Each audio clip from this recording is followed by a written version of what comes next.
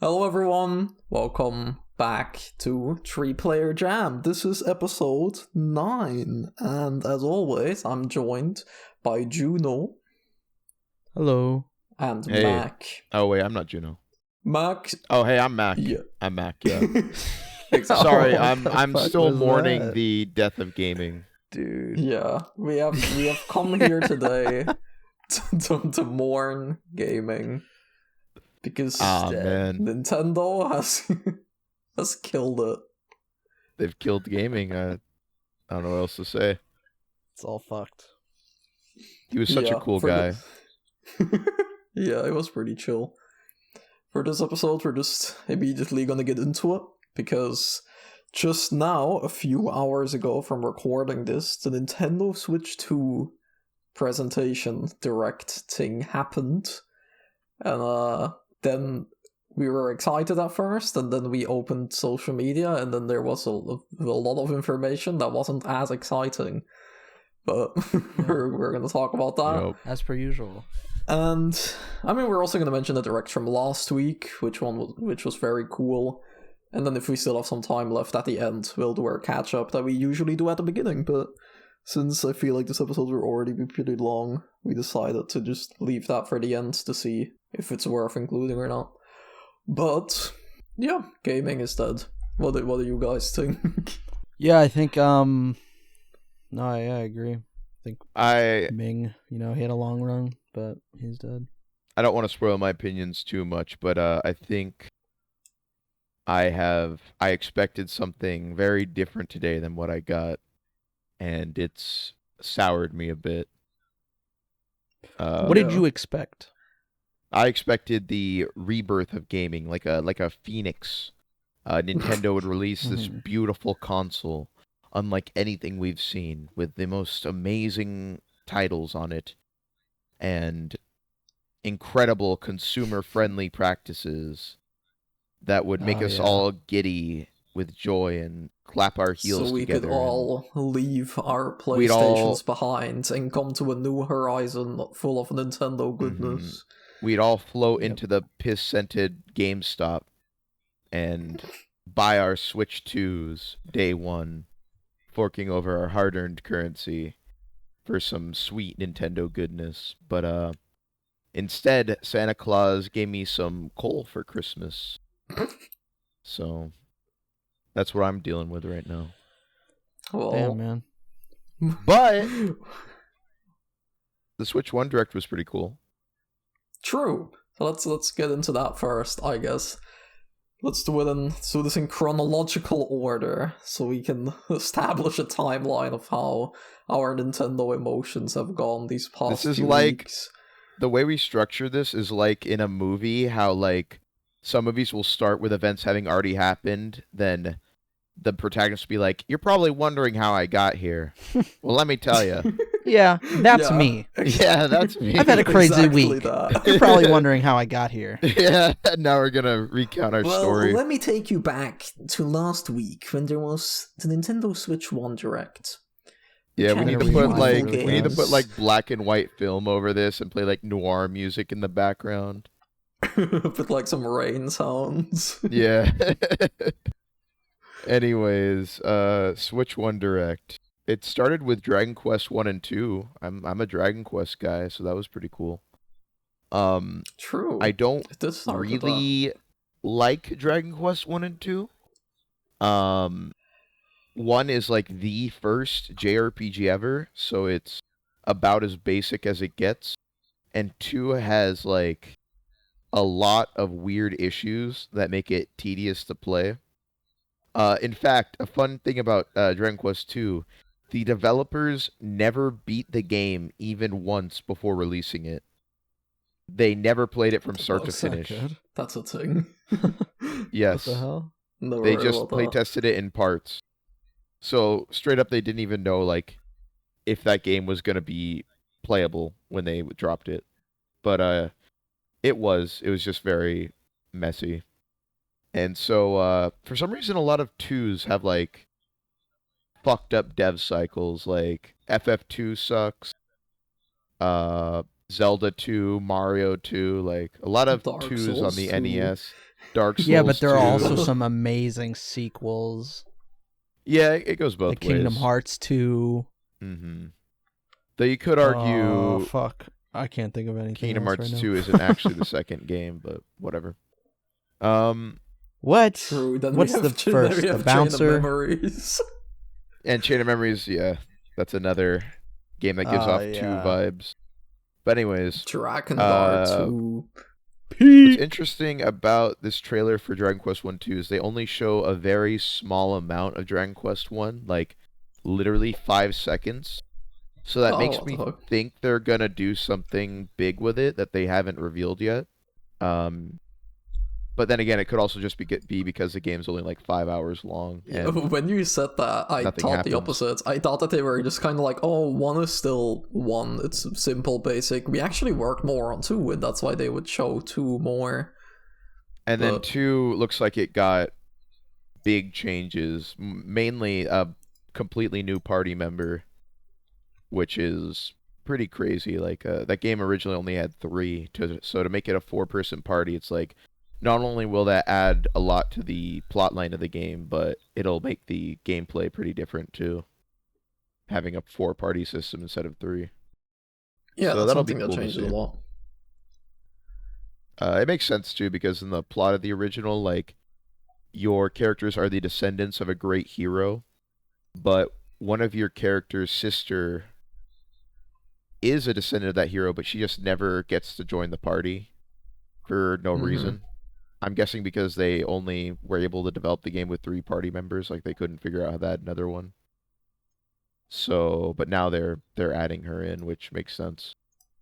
That's cool though. I like it when remakes are like, we weren't able to do this in the original release, so now that we can try again, we're like actually gonna go for what is possibly the original vision. Yeah, I mean, like I said, I don't really like either of the original games, but with these remakes, they might be pretty good. I don't think they're going to make them, like, masterpieces now, but, you know, it is what it is. Yeah, I mean, it's so cool to have those games. As the Dragon Quest guy, though, yeah, I'm obligated to play them day one.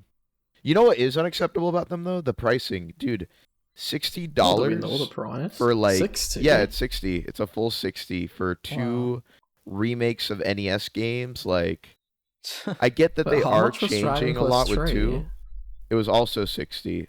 Oh, okay. I thought that was 50 for some reason. Okay. But then I 3 is a very fleshed out game, though, compared to 1 and 2. Like, yeah, it's night and day. But we'll see what they do with them. Maybe they'll justify it in the long run.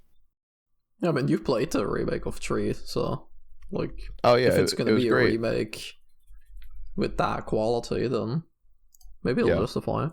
So, yeah. Yeah. What else was there at the Switch 1 Direct? The coolest thing that was there, in my opinion, was the Raido remaster.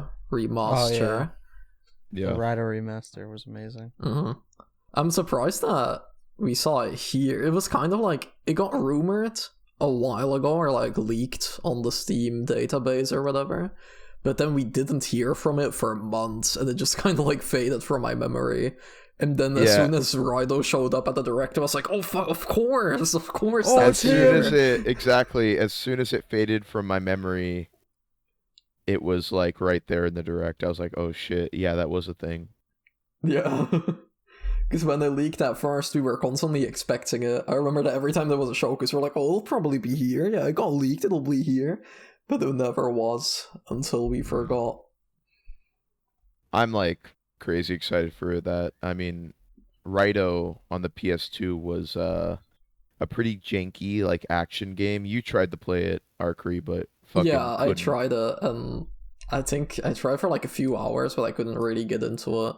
Especially the battle system, because it felt kind of clunky, and the way that the random encounters were done and stuff. I don't know, I couldn't really get into it. But yeah, this is. I tried it way back when, and like for like 30 minutes. I couldn't get into it. 30 minutes. It was. Gave it the old college try. Yeah, I gave up. I was like, because I was already frustrated with the emulator, and I just fucking. Yeah. I don't know. It was just janky. And I gave Fair up enough. and returned to it. I honestly, I could talk about the Raido remaster for like the length of an entire 3-player jam. There is like, it is by far the most effort I've ever seen in a remaster. I think objectively it has the most changes to any remaster of any game ever, where it's revamping the graphics, completely remaking the battle system, adding fucking 50 new demons to the game. The cutscenes were also like completely redone. Redoing the graphics and the cutscenes and adding fast travel, getting rid of the random battles, adding surprise attacks, like adding 2 demons in gameplay instead of 1. Like it's pretty much a remake. Like if they called it the Raito remake, that would basically be true. They also got rid of the pre-rendered backgrounds, and now the whole game's in 3D. So, like that's basically remake remade all the environments. Yeah, they basically remade the game. I don't understand why it's not called a remake. Because it's still using the same like game, I guess. Because it's still the same like. I don't know how to explain it, but it's still built off the original game. The difference between remake and remaster is kind of weird sometimes. So this really feels like one of those in between. Yeah, it blurs the line a bit here. But I would say the main difference is that remasters are built on the same frame as the original game, while remakes are completely like a whole new started thing. from Scratch. Yeah. They rebuilt the entire thing. That's so really Raito's cool doing all that. I feel like this is a game that I would really like. Like all the vibes are something that I really like. It's the whole thing of like he's a detective, and then like the SMT elements. Yeah, like, you notice this game. You notice how he's kind of dressed like the Raincoat guy? Maybe there's a little bit of inspiration there. True, he does have the coat and everything. True, but yeah, I think a lot of people who try this game will love it. I mean, the combat looks way better. The detective, like, mystery vibes are great. The story's great. You have a pet cat that's with you the whole adventure. Like, come on.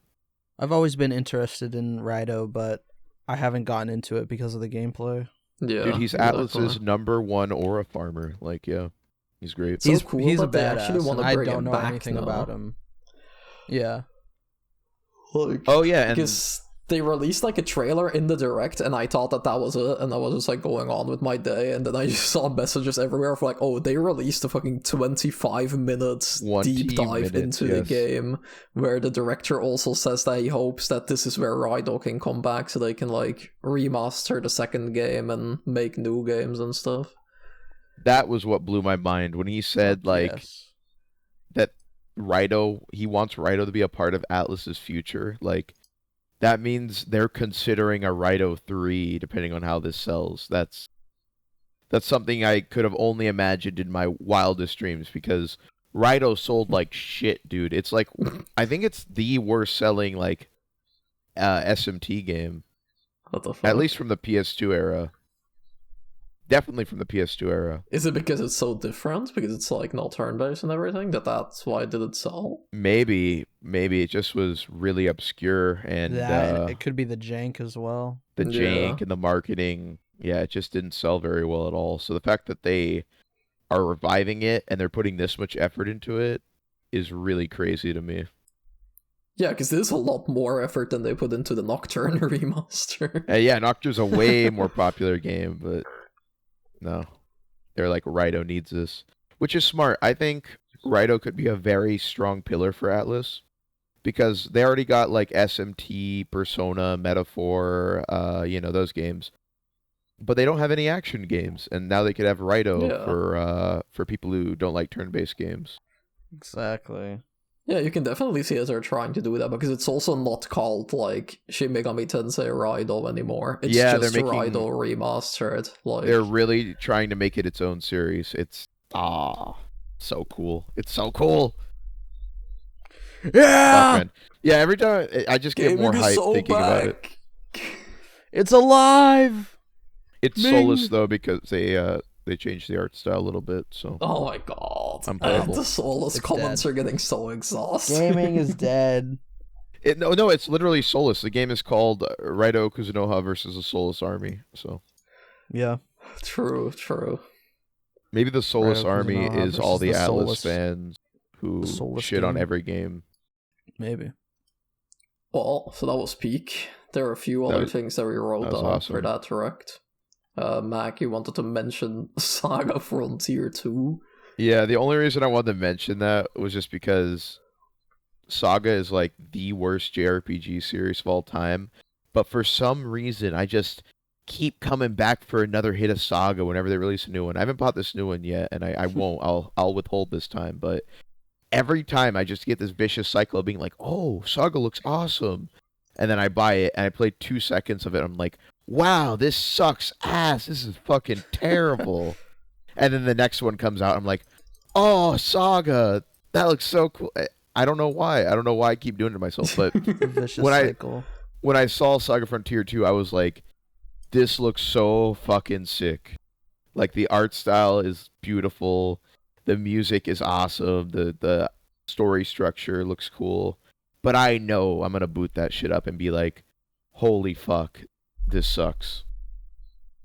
Because that's Did just you the finish Saga the experience. remake that came out? Man, I was recently? kind of No, interested. I didn't finish the Romancing Saga 2 remake, but I will say I've liked what I've played of that so far. I have not gotten the Saga fatigue with that game.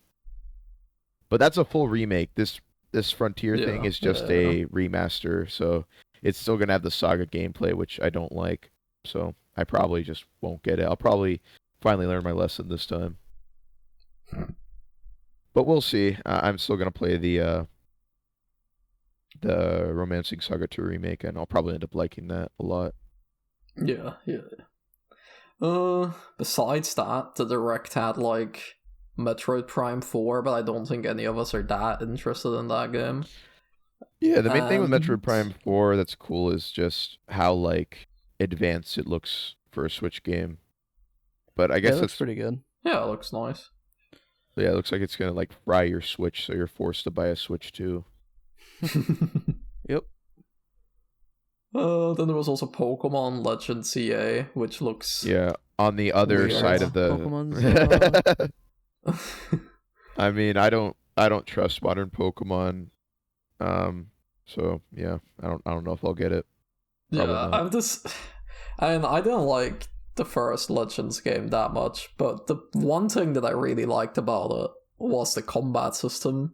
And seeing that this game just completely got rid of that and has like a really weird real-time combat system, like I don't know. Like, oh, you liked one thing about Legends? Well, let's take that one thing away. Exactly, that's what they did.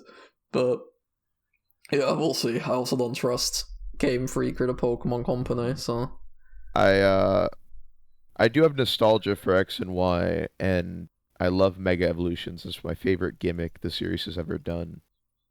But I don't even know if it'll be satisfying with the new combat, so yeah, it sucks. You know what double sucks? There's no fucking chance Nintendo will do a demo. That's not what Nintendo does, so I'm not even going to get to try out the combat. It's just going to have to be one of those things where you either take the plunge Nintendo or not. do demos. And I don't think I'm taking the plunge. Maybe if we're lucky, we can play it at Gamescom if you make the trip. Oh, yeah, I'll definitely wait in the 20-mile line to play some ZA. True, Pokemon lines are long. You can stand in line for the whole day. God, dude, play 10 the minutes. whole day to play 10 minutes of ZA. Yeah, have fun with so that. Good. Just so you can like play it at 10 FPS. It's constantly lagging. Then you're like, well, that was shit. God, yeah. Just be like, oh man, this looks so good, dude. Oh man, ultimate coper. Yeah, we'll see. Yeah, if a lot of reviews all say, if a lot of reviews all say the combat's good, then maybe I'll give it a try. But I have to really be like thoroughly convinced. Yeah. But I think that was it for that direct, unless any of you have anything else you want to highlight. I don't know. I didn't think they'd ever bring back Rhythm Heaven. That's coming back. A lot of Nintendo gooners really wanted Rhythm Heaven. I don't care. Whatever. And then we're getting Tomodachi something. What was it called? Tomodachi Plaza. Tomodachi Life? I don't know. There's a subtitle or something, I think. Tomodachi something, Tomodachi Life. The original game's pretty funny. It's like you put your Miis in there, they interact. The original game is fucking awesome. random events happen. The one is called Tomodachi Life Living the Dream. Living the Dream. There you go. So yeah, I'm sure it'll be funny. I'm sure there'll be a lot of like, you know, interesting videos coming out of that, but I'm not gonna play it. Yeah, I will say though, I don't really know anything that about game, that series. So. that game is so fucking popular. The Nintendo post on Twitter announcing it got more likes and retweets than the Switch 2 announcement. So like, I guess that's like one of their most popular franchises. I never knew that. It's goated. But everyone's trying to hop on some Tomodachi Life. Except me. It's goated. Yeah, I don't really know anything about it. I just thought when they showed the first frame, I was like, wait a minute, is this fucking Animal Crossing? But the trailer like continued, and I was like, oh no, this is something else. Yeah, I don't know. This direct definitely wasn't bad. I know some people were saying it was like the worst direct ever. I really enjoyed this direct. I thought it was really fun. I thought it was a good, closing page on the Switch 1, and there was a lot of like cozy style games, but it was fine. Yeah, it was definitely not bad. We got like Rydell Dragon Quest. We got like a look at some first party games with Pokemon and Metroid. Like I feel like it had a good balance of everything. With the cozy games and Tomodachi Life and Rhythm Heaven, like I feel like that was a very solid direct. Mm-hmm. And what also helped cushion the blow of this direct is knowing that a week later we'd have this amazing showcase of all the cool new Switch 2 games coming. True. Just because this direct was just like an appetizer. Like we had no expectations for it. We're just like, oh, why are they doing a direct the week before the other one? Like they must be like throwing out their small titles first so that in the Nintendo Switch 2 direct they can focus on their big games and have like an amazing showcase. Yeah, just one of the biggest gaming events of the decade, the Switch 2 showcase, the next era of Nintendo. It killed gaming back. That makes it one of the biggest events in gaming. It will go down in history as one of the biggest events in gaming, yeah, no. Really? I do think so, yeah. As the day when Nintendo killed gaming. Exactly. Yeah. They killed physical media. Yeah, we're all fucked, guys. What were some of our expectations for this? It was like the FF9 anniversary happened, so we were like, "Oh, dude, FF9 remake is gonna be here. FF9 the timing's was a perfect." big one. That was a big one because we've been expecting FF9 ever since the Nvidia leak happened, like fucking 4 years ago. Yeah, I feel like, and then it never showed up. But then Square Enix, literally a few days before the direct, they tweeted like, "Oh, it's the anniversary of Final Fantasy IX. Here's some new artwork with a new art style. Here's some merch in that new art style. Here's a website counting down to a big event." So everyone was like, "Oh, did the big event happen?" No, it's in July or something. Oh, okay. But a lot of people, well, I think it's in July, but a lot of people were expecting for Final Fantasy IX to be revealed, like the remake, it can be revealed at the Nintendo Direct or something. So a lot of people are watching it, and then, like, they can be like, oh, for more information, check out the anniversary live stream, because obviously more people are going to be watching a Direct than an anniversary live stream. So yeah, some live stream. Yeah, makes sense. Yeah, it was perfect time to announce that. I don't know if you guys had any other expectations. Fire Emblem was a big one because the way Fire Emblem has worked is they'll do like a normal mainline game like Awakening, then they'll do kind of like a fan servicey type game like Conquest, and then they'll do a remake, which was Echoes. So for this generation of Fire Emblem, it was 3 houses, then Engage, and now the next remake would be Genealogy of the Holy War, which is one of the fan favorite Fire Emblem games. Like, people go fucking crazy over that one. And we've just been expecting to see the remake for a while now, especially since they were kind of promoting It was very rumored, yeah. I mean, the Engage had the main protagonist of that game as like a main character, as one of the emblems, and it's like nobody in the West even knows who the fuck that is because it never released over here. So people were kind of using that as like, oh, dude, they're gonna introduce him soon. But no, we haven't gotten it yet. I still think it's coming soon, but I guess we'll have to wait for the June Direct or something. I don't know. Yeah, it's annoying because like leaks are obviously like often fake or like fake rumors and stuff.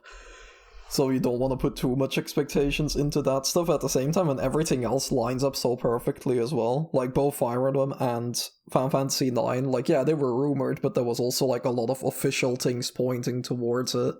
That does, like, of course we're gonna expect it at that point. Like, yeah, it is what it is. Yeah. What are some other Nintendo games that could have been there that weren't? There was no new Monolith Soft game, which pretty much everyone who is into like specs wants to see the next Monolith Soft game, because that's going to be the true test of the Switch 2, since they always like push the console to the limits, like with Xenoblade. Yeah. And a lot of people were also expecting fucking 3D Mario. 3D Mario, which popular one that I saw everywhere. I mean, we pretty much got that, but we'll get to that. Yeah, I don't know. I felt like there could have been a lot of big Nintendo announcements, and there's a lot of stuff we were expecting. We made a whole bingo card. Should we like put the bingo card up, or? Oh yeah, I can put the bingo card up. Then I'll. Then I feel like I'll have to explain some of these picks though. So the bingo card on the top left, we got Ace Attorney, which was my big copium, and to be honest, I never like really expected it to be here. Like I was hoping for it, but it wasn't really like something that'd be like, oh yeah, that'll be here. Like Final Fantasy IX, I was expecting. Ace Attorney, I wasn't expecting. It was just because all the remasters released, and Ace Attorney is always a Nintendo franchise, so I thought like if it's gonna come back, this could be one of the things. Then because there was a Nintendo Switch Sports game, some of us thought that there would be like a Switch Sport Resort. Then, like we mentioned, 3D Mario, Dragon Quest 12 is also like Dragon Quest has been missing for a while. Man, if Dragon Quest 12 was here, it'd be a whole different era. I think we'd unite hands in world peace. Like all the wars would stop around the world. You know, the price of eggs would be reasonable again. But no. We are still deprived of Dragon Quest 12 in our current society. True. At least we got 1 and 2. Oh, that makes it 12. So. Oh, true. Yeah. Yeah, there you go. I feel like that's maybe they're hinting at Dragon Quest 12.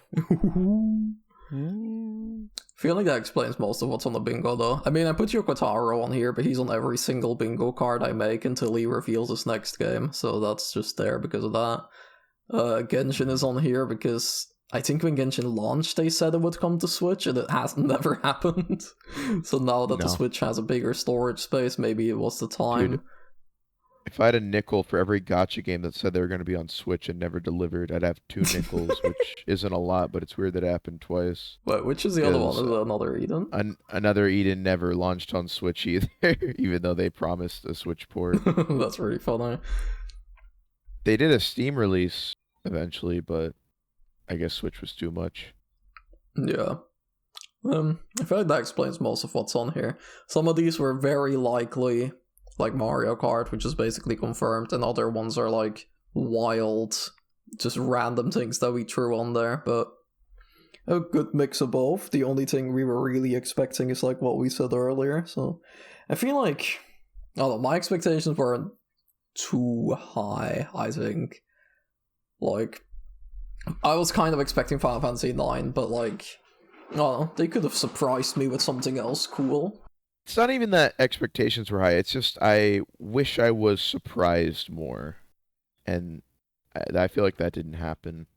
Like, it doesn't have to be like my ideal games. Like, it doesn't have to be Final Fantasy 9, it doesn't have to be Fire Emblem, but like, I don't know, I wasn't as excited or surprised as I thought I would for a lot of these, and because you see it a lot on social media that people are like, you see it a lot that people are like, oh, what the fuck, Kingdom Hearts wasn't here? That automatically makes this the worst show ever, like with anything, like with the Game Awards and stuff as well. It's not like that where I need my one specific thing or else it's shit. I just felt like this was supposed to be one of the biggest presentations of the year, of the last couple of years even, and it didn't really live up to that at all, in my opinion. Yeah, because the Switch is also like an old console at this point. Like, whenever you try to boot up a game on it, it's fucking it's almost like it starts steaming. All like, eyes are on everything on Switch 2. Literally all eyes are on Switch 2. It is the future of console gaming. Like, Switch 2 is going to sell gangbusters.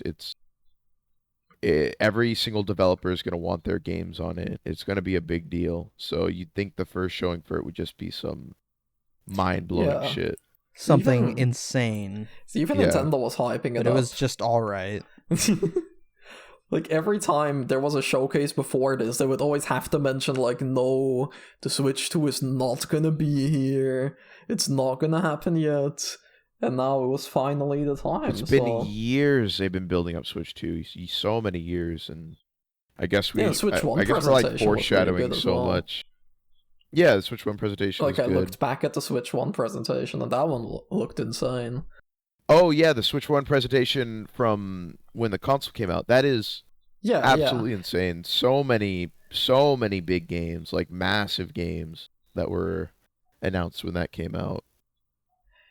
Yeah, because that's kind of what you can compare this to. Like, it was the same length, kind of. It's like a hardware reveal with first-party and third-party games being revealed. So. Yeah, I don't remember exactly every game on there, but I remember like SMT5 was there. I remember 3D Mario, Mario Odyssey, Breath of the Wild. You know, it really was like a presentation that showed that holy shit, Switch was here to SMT stay. Really announced with? Yes. Yeah, it was. The Switch. It was.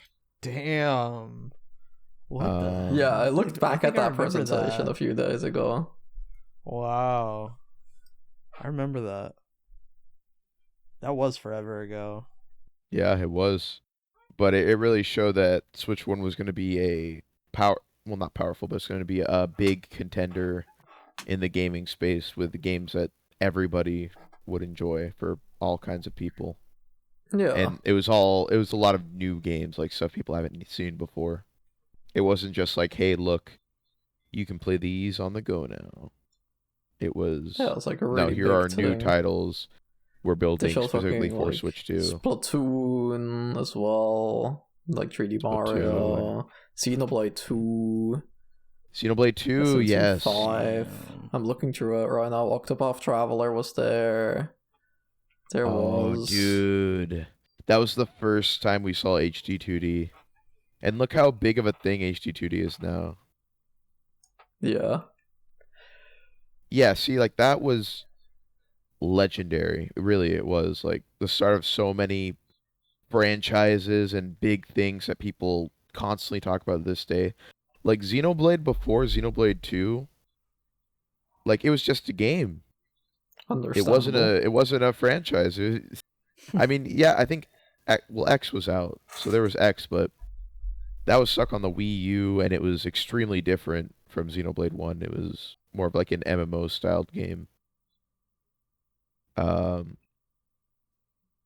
Xenoblade 2 is the game that made it a series, like, is the next one, and now that's one of Nintendo's like absolute biggest things, to the point where, like, if you go on the Nintendo app, you'll see Shulk within like 2 seconds of seeing Mario and Link. Like, it's one of their flagship franchises now, and that pretty much got started with 2. Like, that's what kicked it into overdrive. Mm-hmm. But yeah, no Monolith Soft shown. People were like, I feel like it's understandable that people have pretty high expectations for this one. Like, of course, like, you're not gonna expect this to be like the best thing ever. because then you're kind of setting yourself up for failure. But I didn't expect it to be literally the best thing ever, but I did, come off of my 2 a.m. work shift, excited to the point where I had trouble getting any sleep. And then I woke up 2 hours later to watch this, and now I've been up 6, almost 7 hours since then. Still wide awake, but for a different reason. So I guess it's time to get into that. I guess we get into it, yeah. Alright, Mac. Why are we still wide awake? What is the exact reason? If it's Tell not us hype, what is keeping us up at night. Well, I think we've already What's said it the a real couple shit times, going but on? it's because Nintendo, they killed gaming. Yeah. Nintendo has It's killed dead. gaming. Yeah. I it's found sad. How its did body. they kill gaming? I arrived at the scene of the crime at 6 a.m. sharp. The body was outlined on the floor in the style of a Nintendo Switch console, and before my eyes laid gaming, dead on the ground. Fuck. It was the messiest case I've seen in all 20 years of my gaming career. From now on, all games will be overpriced, digital only, no games on the cartridge. You will spend $90 to say you own a copy. Okay. Let's save that for the Switch aftermath. We have to talk about the Direct itself first. Yes, that is true, because we went through a whole range of emotions between the start of the Direct and now, so... Alright. They let it rip Let's take a with step Mario back. Kart, right? Yeah, we started off with Mario We could Kart, talk- I'm pretty sure. It's all a blur. Which was a strong start. I feel like... Yeah, I mean, Mario Kart was what Mario they Kart was a good teased start. already, so we knew it was going to be there. We didn't know exactly what it was going to be, though, and it's going to be extremely different than the other games, which is pretty brave, because Mario Kart's one of those, like, tried and true formulas where they could just keep doing the same shit, and people will buy it. But they're finally deciding to do something, like, completely different by making it open world racing. Yeah, it looks like that. You have, like, free roam and stuff, so... Mm-hmm. Free roam's like a different mode. Yeah, but Yeah, to it actually have looks free like roam, a you need to sequel have some open rather than world. like a reskin. Yeah, And the way there's that- a lot in that trailer, actually. Like, I'm going through it. You have you finally have, like, skins and outfits now. You have, like, all the new tracks. The game looks really nice. You have more, like, racers than normally. Then you have, like, the free mode and, like, the photo mode and everything. Oh, that was a really strong start. Yeah, I'm sure a lot of people saw the Mario Kart and like already had their minds blown right off the bat. I'm just gonna be objective here and say that yeah, it did look really great, but I don't play racing games at all, so personally it didn't mean anything to me. But Yeah. people who like Mario Kart are probably gonna love it. I mean, this was the first time that because, like, I play Mario Kart sometimes when you, like, get together with friends and stuff. I don't like Mario Kart that much. It's probably, like, it's not my number one favorite activity, but this one looked fun. Like, I was looking at this and I was like, oh, this actually looks like fun to play. Like, I wouldn't mind hopping onto this. I might even buy it, I was thinking at the time, to play At the online time? with everyone. Yeah, at the time, I'm not buying it Your anymore. foreshadowing is immaculate. I'm not buying this anymore. But at the time, while I was Gaming is watching dead. that trailer, I was like, you know what? They actually sold me on the Mario Kart game. And that's insane, because I never thought I'd say that. But it looks fun. Mm-hmm. And then they fucked it up. But that's They that's had for you, later. and then they fucked it up. We're going back in the timeline to where they still had me. So Yeah. Their hardware showcase was really good. Like, that's part of the Direct I loved, because way higher specs The than Switch, I the thought. console seems pretty good. The console itself genuinely seems like a solid upgrade. I did not expect 4K 120 FPS. That's stronger than PS4. That's like... yeah, that's like... Isn't that PS4 stronger than even Pro. PS4 Pro? I think it's... yeah, it might be around... I don't know if it's around the same or higher. I guess it depends on if it's upscaled 4K or if it's native 4K. if it's native Is 4K it stronger? at like 60 FPS, then that's stronger than the PS4 Pro. Yeah. But I don't know. Is it We'll have to stronger than see, the Steam Deck though? I think it's Some of the around games shown were like locked at 30 FPS at 4K. Others went up higher, so not every game is going to hit like that top tier performance, obviously. Yeah, it's just like, the console is in theory capable of doing It's capable of this. 4K 60 if your game is like optimized for that, or if that's possible with the game. But that's pretty crazy. Like, No, that's higher than I expected. Like, that's such a jump up from Switch 1. It's like insane. Not even comparable. It's like comparing a fucking toaster to an air fryer. Okay. There was also the game chat feature, the come button. The come button. The come button. Yes, before this we were all saying, what is the C button? And we're like, it's got to be the come button. You'll press it, The come and then button. Nintendo will make you come immediately. That's how good this console's going to be. And I mean, Holy shit. depending on how you use this feature, I guess it could make you come. Oh god. But that remains to be seen, because what The Nintendo chat did is they were button. like, Discord, let's make our own Discord and put it in the Switch 2 for everyone to use. Exactly. So now you can just voice chat Wait. with people on the Switch. You can share your screen. You can Never mind. turn on your camera. So It's that's kinda really nuts. cool. I love They that spent kind all of that money interactivity. remaking Discord. Switch 2 comes with a Discord. Like, even if it's remake. just something chill, like being like, hey, I'm gonna play some games, want to hang out, you just can do that and like share your screens and hang out and play games. Like, that's a cool feature I want to see on every console, like, going forward. PlayStation has Discord integration, but it's like very lazy and doesn't even let you screen share. Sounds like PlayStation. So PlayStation I'm glad. has, like, party chat though, but I haven't used that since the PS4 day, so I don't know how that is on PS5. Yeah, Yeah, I'm but you can't talk to other people on other platforms. Yeah, It's kind of buns. that's what this as well, though, I think. Isn't it just... Yeah. I mean, it's a feature that I probably won't use that much, because, like, we are all on Discord, and I might be doing something on my PC, or, like... But it's cool. Like, if we hop into, like, a casual game of, like, Mario Kart or something. Yeah, it's cool to have that there, but yeah, it's really cool. Yeah, I don't know how much I'll use it. We'll see.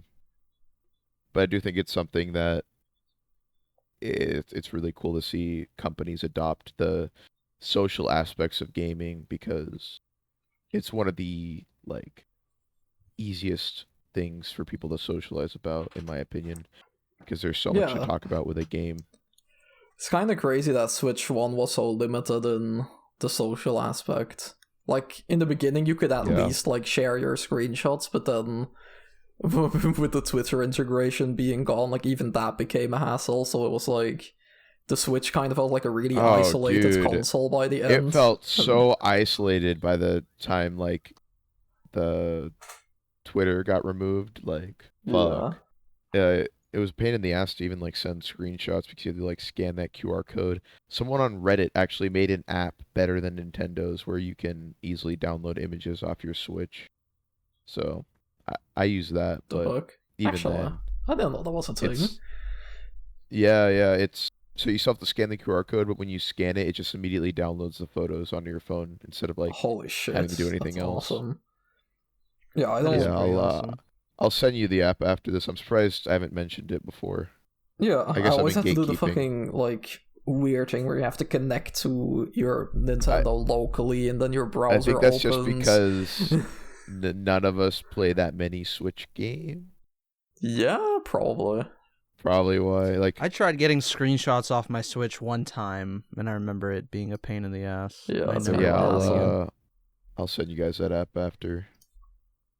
Oh, they also improved that with the Switch too as well. Well, now that we're on that topic, they're gonna do it in the same way that PlayStation has it now. When if you take a screenshot, it automatically gets uploaded to an app, and then you can just download it from there.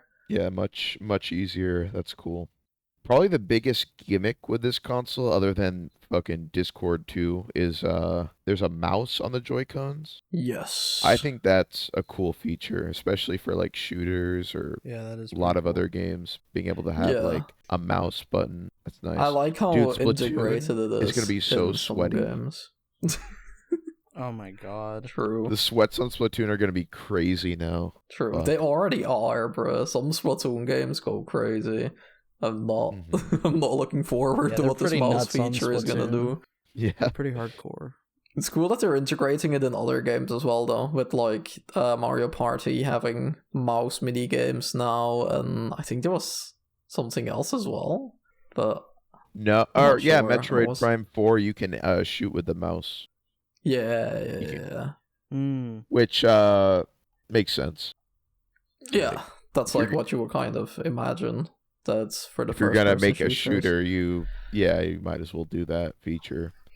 They added a lot of features for different games.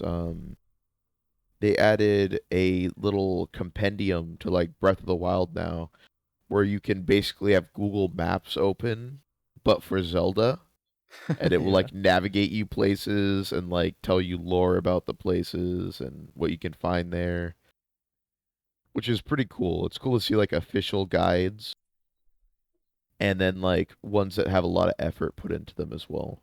Yeah. I think it's really funny that companion apps are coming back. Because I remember that used to be a thing like a long time ago, but it never really took off. Like, I know that Assassin's Creed Black Flag used to have a companion app where you could also like access the map and stuff.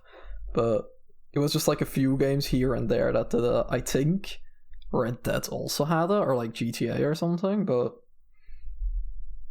now Nintendo is bringing it Yeah, back. probably. And it's probably going to be a lot better now. It's pretty much it for like hardware stuff, right? I think so. There's a microphone and camera. There's a microphone built Oh, in, yeah, and then the- you can get a camera.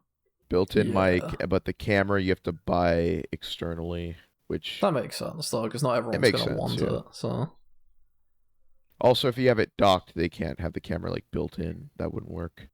yeah. So that's fine. Yeah, then I have the direct open, then they transitioned from the hardware to the software by showcasing their Nintendo Switch 2 Welcome Tour tech demo game. Yeah. Which So yeah. a lot of us were pretty neutral on this at first. We were like, oh cool, it's gonna be a little game kind of like Astrobot that shows you what the Switch 2 is about and like have a couple little games to play in there, like oh, that's really cool, right? Yeah, like a showcase of the hardware. And we saw a little message towards the end of the trailer. It said that, like, what did it even say? You that it's paid software, basically. Yeah, what they said the game will be available as a paid digital title on the Nintendo Switch 2 launch day. Yeah, That's what they paid said. digital title. Like, what crack are they smoking to? Like, we went from Nintendo that would bundle in games like Wii Sports to, hey, here's a software that explains how our new system works. You need to pay for the tutorial, though. Yeah. What? I am gonna be shocked if that shit sells even decently. Like, maybe I'm underestimating it.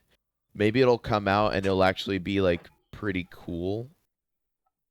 But from what I saw, it was like, it's absurd that costs even $1, man. That's... And I feel like it will be Yeah, pretty it should be free. decent as like a thing, because like at first they're showing like little information, like tutorials kind of like, oh, where are the magnets on the Joy-Cons, and that's like kind of whatever, like how does the rumble work. But there are also some like mini games that test out the mouse controls and everything. But that's like something that if you buy a Switch 2, you see it on your homepage, you boot it up, you check it out, you're like, oh damn, this console that I just bought is pretty cool. And then you delete it and then you play the real games. It's not like I don't think anyone is gonna go to the store and then buy a tutorial software for a console that they already bought, so they can see the features. Like, you can see the features. No, they're gonna want to hop so. into fucking Mario Kart. Like, yeah, why the? I'll just figure it out myself. Why would you want to fuck around with money? a paid tutorial? Exactly. Like, get the fuck out of here. Yeah, like usually you'd be like, oh, my Mario Kart is installing. I'll just check out this little thing while it's doing that. But yeah, I guess that was the foreshadowing for what was to come. Yeah, the death of gaming. This when we were checking the case. This is one of the leads we found. Then they just showed the that you have to use specific micro SD cards, like how transferring data works, a new Pro controller. You need you need the Express SD cards, which some people are complaining about it. They're like, oh, I got to spend more money on an SD card, but there's already 256 gigs on the console itself. Yeah, exactly. That's pretty damn good. Like that's many times more than the Switch. So I'm not the type of guy who needs like a fuck ton of games downloaded at once. So I think I'll be fine without an SD card, but we'll see. Yeah, I feel like that's kind of like an extra luxury thing that you can buy, but I feel like it's pretty normal that they want you to buy a specific one to like guarantee that it works optimally. So yeah, that's not a big deal. Then they showed. Didn't they show like the three like types the new of Mario games? Jamboree? Yeah, they. Oh yeah. They did, so they're doing like 3 types of games, which is they're doing what was it? New Nintendo Switch games that only like Nintendo Switch 2 titles. Nintendo Switch 2 titles that only run on the Switch 2. Then you have like your then they have normal backwards compatible your titles, backwards compatible like Switch 1 games. The Switch 1 titles that just work on Switch 2, which is like most of them. I think there's like a very small list of games that won't work. Yes, if you want to play Harvestella, you can just play your Switch 2, games. you're gonna have trouble. It was weird that Fall Guys was part of that Fall list. Guys, yeah. Like you can't play Fall Guys on the Switch 2 for some reason. R.I.P. man, it's just too powerful. Yeah, no one can stop the Fall Guys. And then the last type of games was Nintendo Switch 2 editions of Nintendo Switch 1 games, which started a very big segment of this. Yeah, I mean, showcase with like cooler than what a lot of remasters. It's cooler than what Sony's doing with like the updated remasters, where it's just like, hey, our game looks slightly better for $10. Now it's like, hey, these games are gonna run like significantly better because it's a massive jump in hardware. And the hardware jump is a lot bigger. And then on top of that, they're adding like DLCs to a couple Switch games. Like Kirby has a lot of new shit in it now. Was there any other that's ones really that were cool getting that like some games have Jamboree? Jamboree is getting an update with the mouse mini games and some camera mini games. Then Breath of the Wild and Tears of the Kingdom are just remasters purely visually, but like that's obviously going to be a massive improvement. And then Kirby is getting an expansion, but that's a. They also said that Metroid Prime 4 will look a lot better and like have a lot of enhancements, and then they just said Pokemon will also be better, but they didn't really go into detail. They're not gonna do shit for Pokemon. I already know it. It's gonna look the exact fucking same. It's gonna be it's probably gonna crash just as much as the same low FPS bullshit on both consoles. I don't trust it, but whatever. So that's cool. I like that. I like that. Not only are we getting our, big updates for old games, but we're also getting like little DLCs and additions to that. That's cool to see. Yeah, that's really cool. Pretty good direct, Then right? Also... Right, guys? It was good, right? I haven't mentioned the best one yet. There's Drag X Drive, which is the wheelchair one. Oh, God. Dude, Juno, you seem the most hyped about this game. You want to talk about it? No, I'm good. You're good? Come on. A video game. Paraplegic basketball doesn't excite you? You had a very audible reaction to this game. You were literally losing your shit. Like, you couldn't believe what you were seeing. It is a video game that exists. Elaborate. You're on a podcast. You need to talk. What do you want me to elaborate about, man? It's fucking paraplegic basketball. It was Juno Core. Oh my goodness gracious. And I'm not just saying that. Alright. Never mind. That is one of the most bizarre games I've ever seen. And the fact that even got in this showcase, much less is like one of the first new games we saw. Yeah, and they got like what the fuck? Decently lengthy trailer as well. Oh, you know what? And didn't they fucking announce it right after Duskblood? No, it was way before. What did they announced it after something? It was big, literally though. the first new game they showed, other than this is the first Mario new Kart. game that they showed. Really? Oh yeah, we are 30 minutes into the direct, and the only thing that we've seen so far is Mario Kart, the hardware, some remasters, and then we get Drag X Drive. Wow.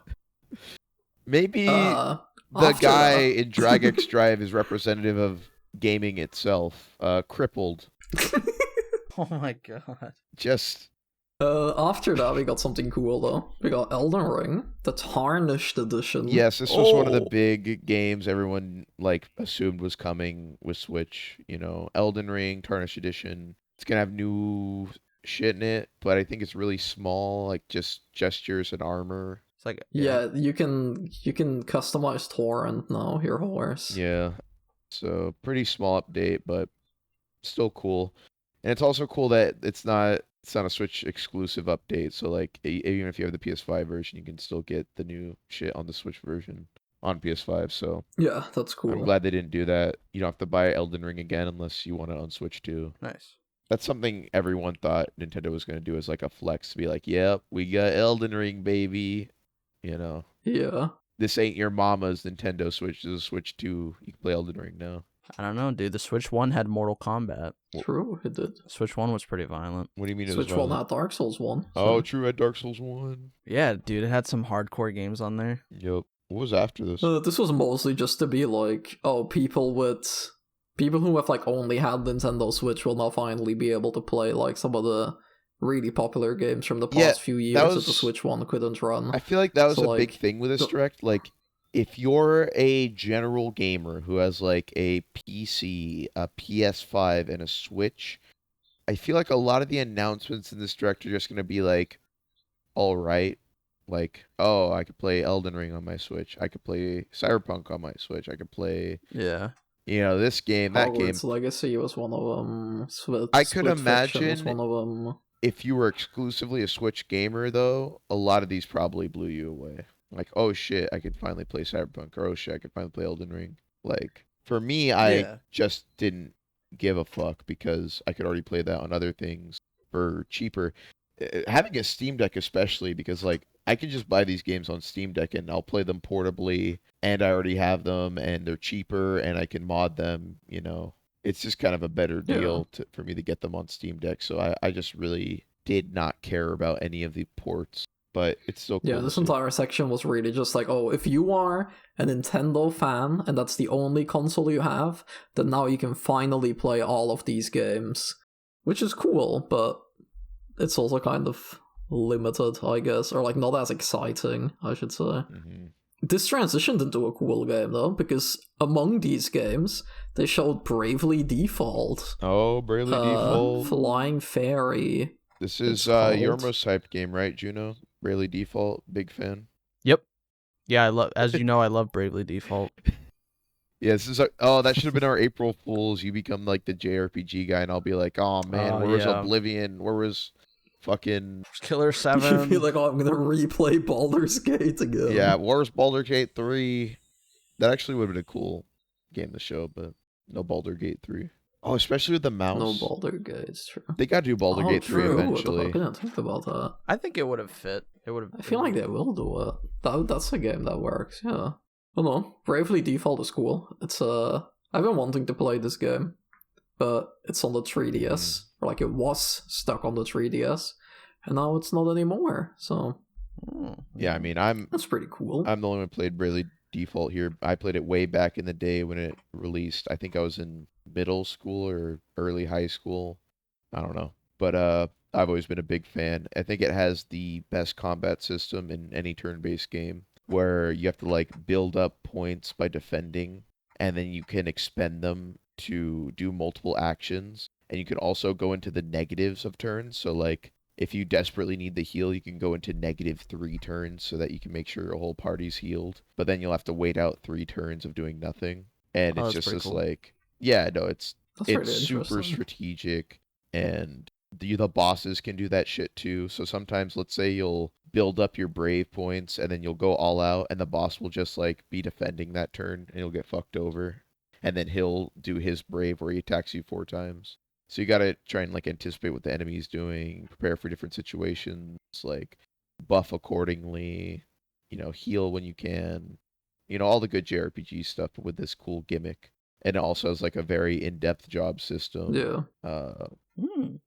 It's great. Yeah, no, I love Bravely Default. For the 3DS too, it was a very cool like cinematic game almost, because it's like this big JRPG. It's fully voice acted.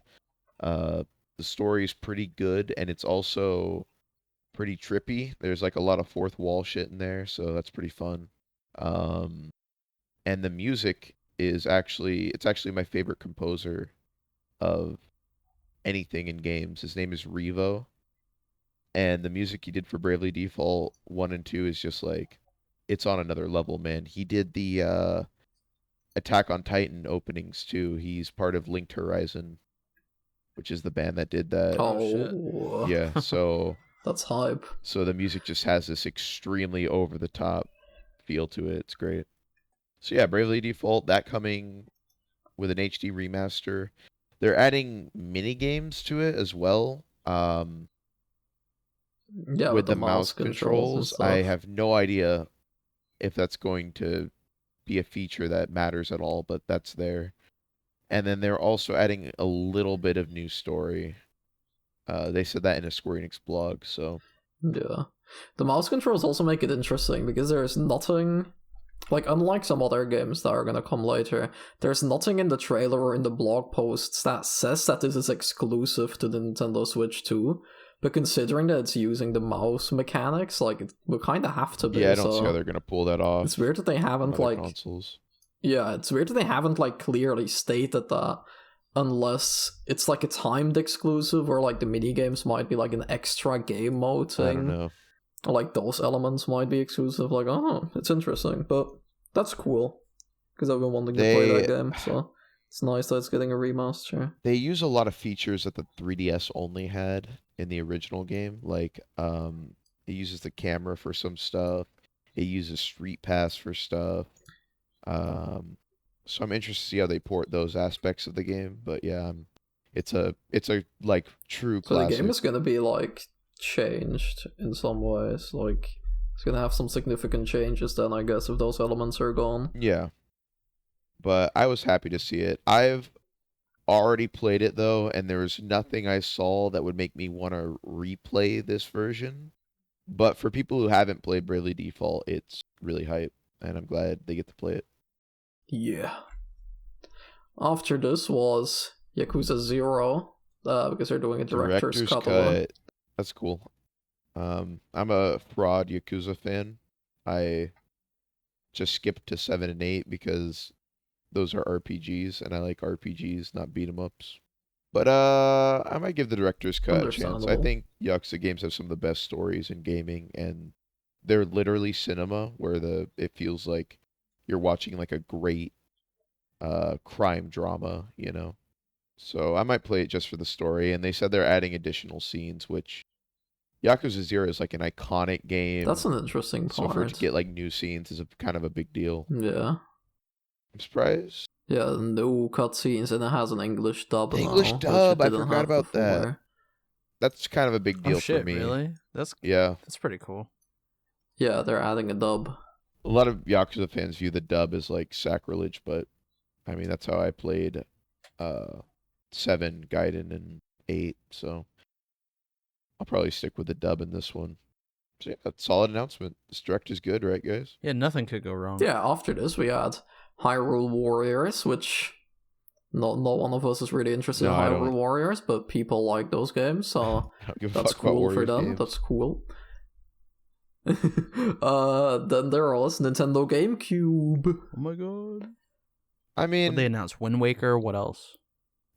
what sucks about this Soul Calibur. is that the Wii U Soul version of Calibur, Wind yeah. Waker is much better than the GameCube version. Like, they added a lot of quality of life, and a lot of, like, tedious aspects of that game were cleaned up in the Wii U version, and now this is basically telling me that we're never getting that on Switch. So, whatever. Who knows, It's kind of man? sad that as soon as I saw this, I was also like, oh, I guess we're not getting Yeah. We Wind Waker We HD. probably aren't getting Twilight Princess HD either. I bet they're going to release that on GameCube NSO because that was also a GameCube game. So, I guess we technically got the Zelda games everyone wanted, just not in the ideal way. Just gotta subscribe to the Nintendo Online Expansion Pass, and you can Yeah. play it. There's some other cool GameCube games. Was there any other GameCube games you guys thought looked cool, or? No, I'm not really that interested. And if there is a GameCube game, I feel like I'm more likely to like emulate it. Yeah, this is a me thing. So, I think yeah. it's really cool that they're adding that because GameCube has some awesome games, right? Like Fire Emblem and Pokemon XD, you know. But I played them all, so for me, it just kind of meant nothing to me. Like, I'm not going to use it. But it's cool that it's there. Yeah, I also feel like a lot of people that are like into gaming and like have a good PC setup and stuff like us, they're most likely just like emulate the games that they really want to Exactly. play. Right. Like, Because it's free and it'll look way better. yeah, it's not exactly. free, You can but- like play the better version. You need to have the So, copy legally. I feel like this is another one of those things that's like, oh, if you're a Nintendo fan and you've only had a Nintendo Switch, then now you can play these games. Yeah. Which is cool, but On the go. on the go. And it's true, as simple as true. just downloading it. With the GameCube You don't need to set up anything. controller with the Discord Oh, button yeah, on it with now. the come button. The come button. Yeah, they added the come button to the GameCube controller. Let's go. Holy fuck. You know what would be hype for GameCube? If they add Melee, and then you can play Melee online. That'd be pretty peak. That would be nuts. They would never do that. No, probably not. Also, Mario Kart online. Okay, wait. I'm actually turning around the GameCube thing when I think about the online because playing like Mario Kart and Smash online off the GameCube stuff, that'd be pretty cool. True. The aspect of it is really cool. That's true. That's But true. it probably runs like shit. I hope Nintendo understands how to do good internet with Switch 2. Because otherwise, Does it run like shit? the online is really I don't bad play on that many Switch online 1. games I on don't know. Switch. If you're running it off Wi-Fi, it just like it'll lag a lot. Yeah. Oh, that's I remember kinda trying to play sad. Splatoon. I hope they can fix it. Trying to play Splatoon on Wi-Fi, and it's just the worst thing ever. Oh yeah. Hopefully they can fix that then, because they have their fucking Discord now. So Yes, like, the Discord. imagine being a call. I with did that, notice that the like, game share connection. was extremely laggy on the Discord in like the footage they showed, but Yeah, even in the footage they showed. No, but at least they're being honest about it, I guess. It would have been really shitty if the trailers made it look like super crispy and smooth, and then on release it just sucks. So Yeah, at least they were honest about at that. least they're being transparent about it. what was after that? Was it Dustblood? It was Deltarune. Oh, it's Deltarune. Oh my fucking god. I like That's hype. I'm Deltarune, excited for that. and I'll like parts 3 and 4 probably. So this was good. It's $20 for Yeah. this and future chapters. That's crazy. Like $25 to get Yeah, all that's what I 4 of heard these as well. chapters and the next 3 future chapters. That is like Toby Fox could be ripping people off. Like he could have charged like $10 each chapter and people would have bought it. But instead he's doing like this just extremely affordable like pricing, which is cool to see. Yeah. It's crazy because chapters 1 and 2, you can just play them right now and they're Yeah. free. Mhm. Like, I'm not really a fan of how long, or like the way that it's being released, because I played chapters 1 and 2 ages ago and I really, really enjoyed them, but if I want to play chapter 3 and 4, like I'm probably gonna have to replay 1 and 2 Yeah. just to like refresh me on it, because like I get, of course, like game development is not easy and it takes time to develop all of this, but the release schedule is a bit strange.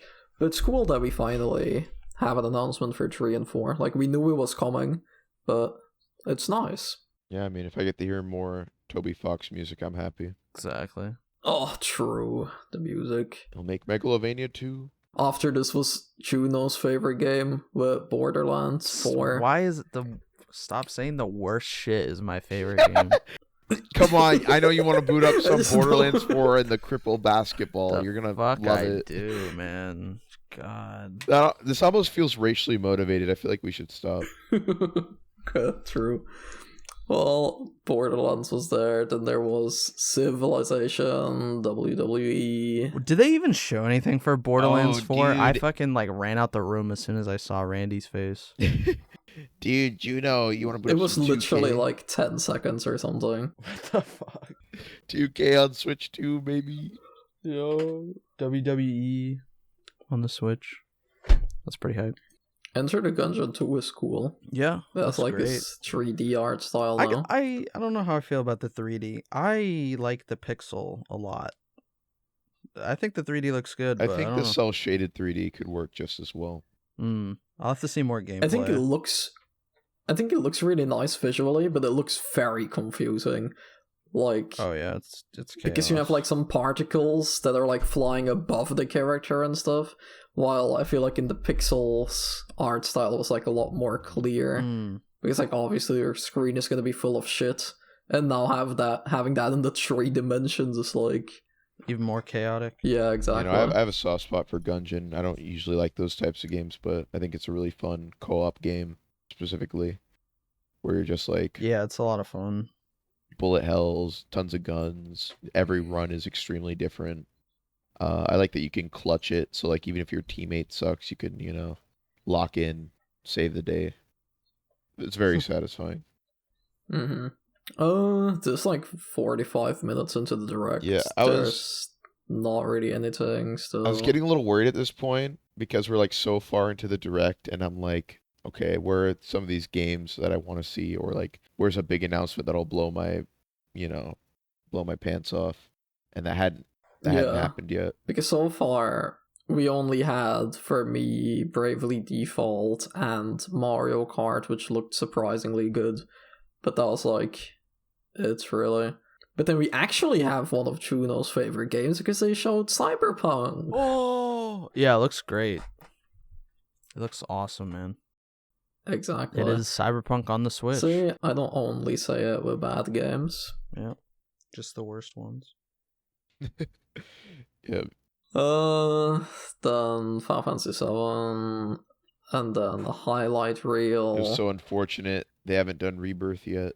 Only base game, FF7 remake and intergrade. True, it's kind of weird. I was expecting that to be like a bundle or something. I know you would have bought that Rebirth Or bundle like at least right an away. announcement of both. Arkry, you would love that shit. Yeah, so I could burn it. Goddamn. Then there was a highlight reel with like games that we already knew about, like Raido, which is cool. We like Raido, as we talked There's about. actually a lot of games in the highlight reel that were kind of like announcements, I guess. Like, oh, this is gonna be on Switch too. But I mean, I didn't. Oh, true. Silk Song was part of Oh it. yes, that's probably the one we want to talk Yeah. about because Silk Song was shown. they said it's coming out this year, and they showed a fat 2 seconds of it, and like. I'm having flashbacks to that one Xbox Yeah, Direct there's a few lot of years ago people- where they also said that it would release There's a that lot of people year. that seem to be pretending like this Silk Song release is like massive news. Like, oh my god, dude, they just confirmed Silk Song, but like Xbox did the same shit in 2022, so I don't believe it. And what makes me doubly not believe it is the fact that they literally showed nothing. They literally showed absolutely fucking nothing. It was just like, yep, Silk Song 2025. It was more like they just wanted to let people know it was going to be on the Switch too. Yeah, I don't even take that as like a official announcement of it coming out this year. I know they're saying it is, but I don't know. It's one of those things where I have to see it to believe it. And the fact that we didn't get an actual trailer for it doesn't give me much faith. It's just reminding everyone, like, hey, this exists and it's going to be on this platform, so give us money, Yep. please. But yeah, that was the highlight reel. I didn't care for much I saw in there. It's pretty hard for me to get excited for like ports for Switch 2. I mean, we already explained it, but Like we have ways to play these games already. Yeah. At this point, we're 50 minutes into the direct, and that's like 10 minutes left. the general feeling, I guess. Like, oh, these games, we already have them. We can already Yeah, play there's a them. bit of dread at this point because we're like, what's the last game gonna be? But then there was a cool thing. Though. Are we at it? There are 3 games left. There are 3 we are at games it. left. Blood. We are at. Oh, blood. my body! This announcement blew me away. Like, I legitimately thought it was Bloodborne 2. It wasn't, but I feel like it's pretty close. Like, it feels like a spiritual successor. At least, initially it did. Initially, it felt... Yeah, we'll get into that later. We'll get into that later. I want to... let's talk about the initial impressions. Because at first... I mean, like, let's talk about the trailer itself. I feel like we should start with that. Because the trailer looks cool. I like it's like Max said, like heavy Bloodborne vibes. Like it is a lot more modern in a way because there's like trains and like steampunk and stuff. Yeah, but definitely Bloodborne vibes. It looks great. So that was insane.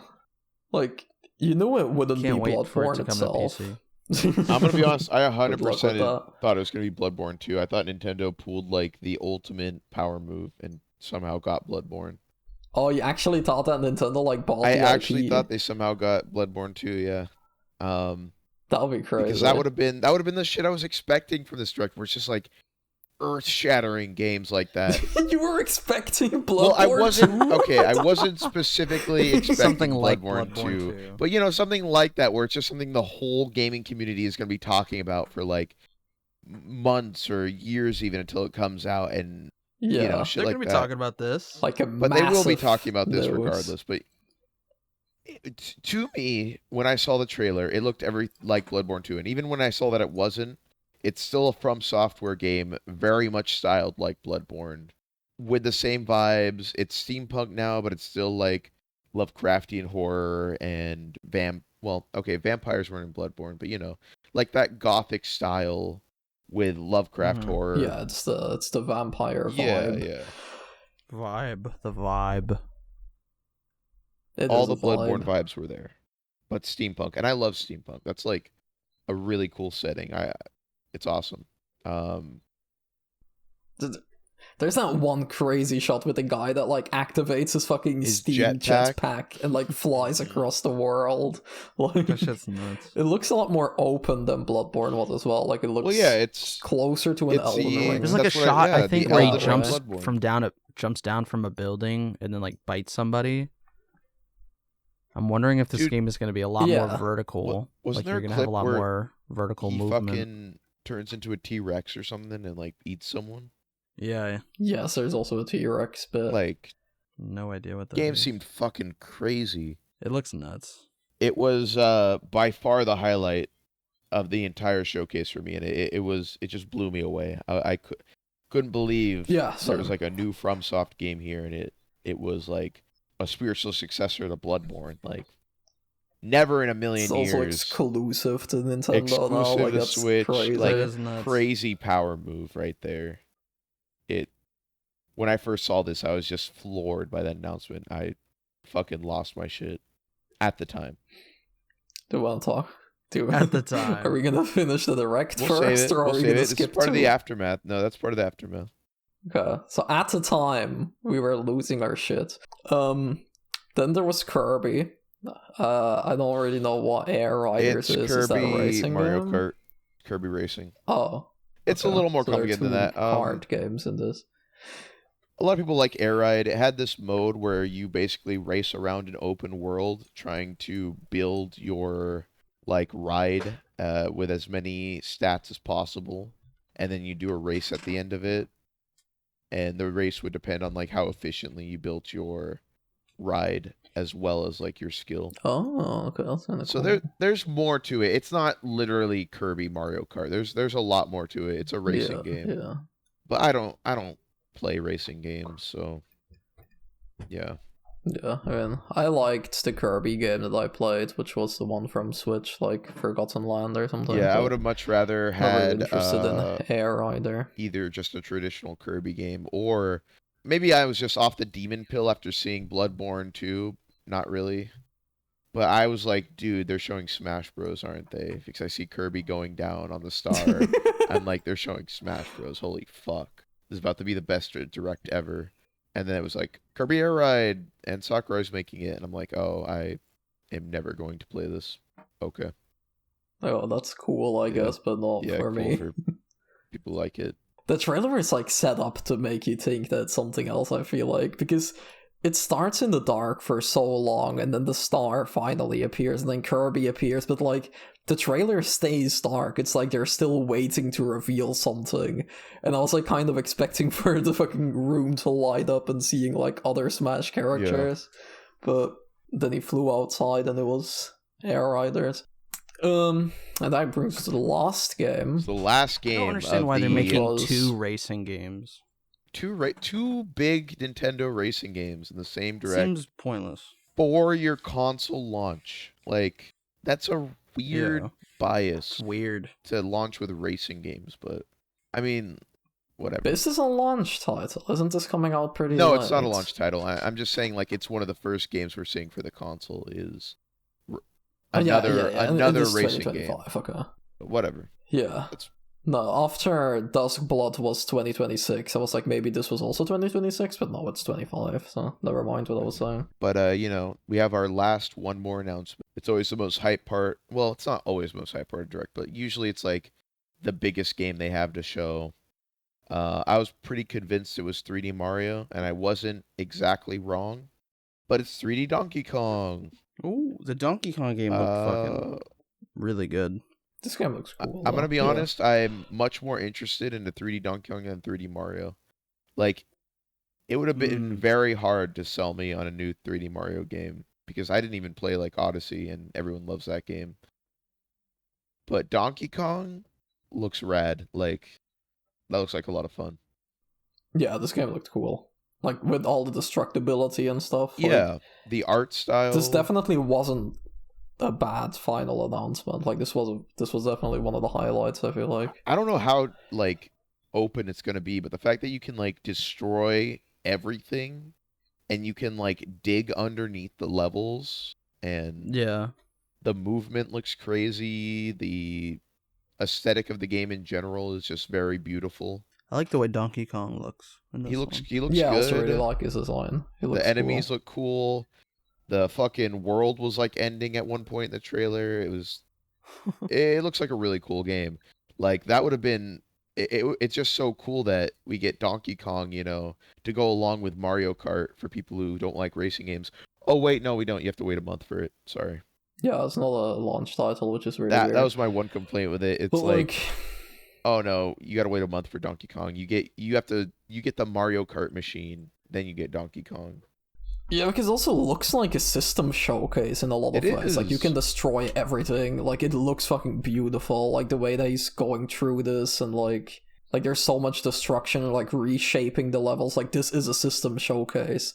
Why is this not there on launch? Like, would it really have been that hard for indie studio Nintendo to bust their ass a little harder and get it out 1 month earlier? Like, come on, it wouldn't have been that hard. Are they afraid it's going to take the thunder away from Mario Kart? Like, what? I don't get it.